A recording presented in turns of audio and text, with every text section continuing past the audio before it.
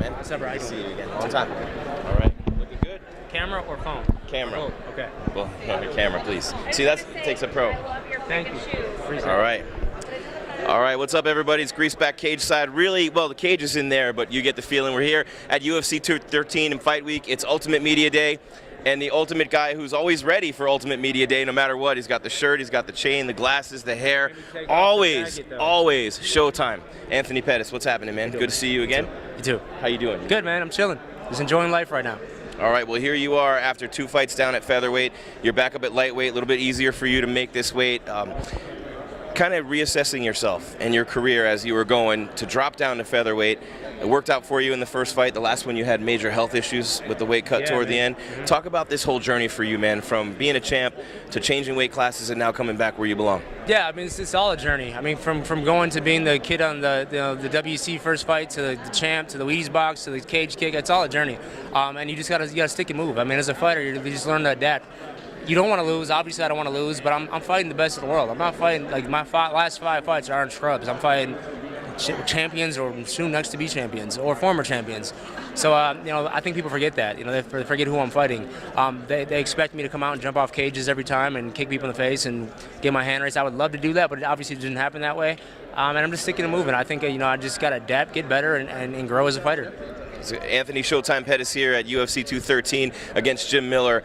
And I mentioned a former champ, talking to you about the fighters and the caliber of fighters that you've been fighting. But more important for me, I feel like Anthony Pettis, when you're on your game 100%, you can beat anybody in the world, and I know you still feel that way.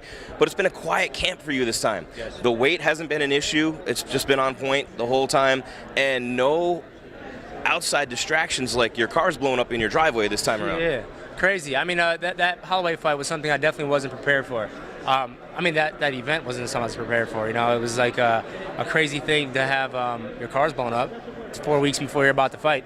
But yeah, Milwaukee is a dangerous place. And I grew up in a bad neighborhood my whole life. And I knew that's there, but I thought I moved further away enough where I was out of that little corner, but I guess not. Some kids decided to come initiate into a gang, and they saw some Range Rovers and a Porsche in the driveway, and they blew up the cars, man. They set them on fire. So now I'm getting these apology letters from these kids that are in juvenile that can't get their names because they're so young. So there's nothing I can do about it. I can't retaliate. I can't point the fingers. It's some young kids that are just misguided. So I guess I just got to use my stage and where I'm at to just show the positive out of it. And for this time around, mentioning no distractions in camp makes for an Anthony Pettis who's ready mentally, coming in 100% focused on the fight with no distractions. Yeah. How much better has it made this camp for you than the previous 2? I mean, this camp was enjoyable because I wasn't just running and cutting weight the whole time. Last 2 camps, all I could do was cut weight. I was doing my training, but at 160 pounds, my body's so fragile, I couldn't go hard sparring, I couldn't go hard rolling.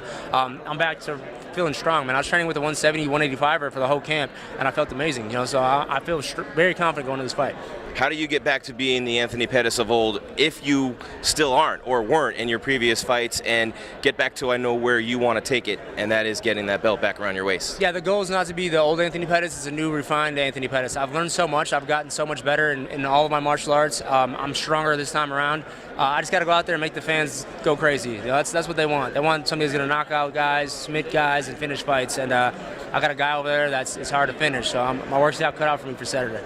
We know it's a sport made for great athletes, and you've always been one, but one of the things that great athletes have always told me, Anthony, is as they get a little bit older, that mental game kicks in even more, not only with your approach to the fight in the cage, but leading up to it, your whole mentality. How much has that whole process helped you, and how much better do you think you are with the fact that you're so much mentally stronger and more experienced than you were as a kid, and having so many things coming your way so soon? Yeah, I mean, as a kid, you're just young and naive. You think you're invincible. I can go do 100 training sessions and be fine, and that's what I went to within the fights, and it worked out for me. But as you transition to having a long career, and that's what I want to have, a long career. I don't want to be a quick stunt and be done. I want to have a long career, have good fights. Your mindset has changed a little bit. You got to weigh out your odds. You got to weigh out is this workout going to take me past my breaking point?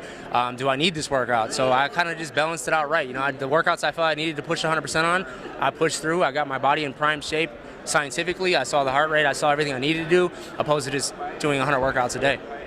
That's Anthony Showtime Pettis here, cage side with me, Jim Greaseauber, and one more for you, man. You envision yourself winning this fight, obviously. Jim Miller's that first step back for you. Yeah. What do you expect from him? How does that happen? How do you win this fight, and where do you go from here? I expect Jim to come put the pressure. You know, he's going to come, try holding me on the cage, take me down, grab me out. He's not going to try to strike with me. I mean, he might try to strike with me, but you know, I just got to find his chin. You know, I find his chin. He has a weak body. We saw it in the Cerrone fight. I got a lot of options. I just got to figure out which way I want to go. All right, and then what about in the future from there? I don't know yet. We haven't decided what's next. I mean, all we've been thinking about is that guy right there. No question about it. Anthony Showtime Pettis, always a class act, man. Good to see you focused, 100% ready to go. Thank you, man. Appreciate it. All right, here we are, cage side seat, UFC 213, Ultimate Media Day.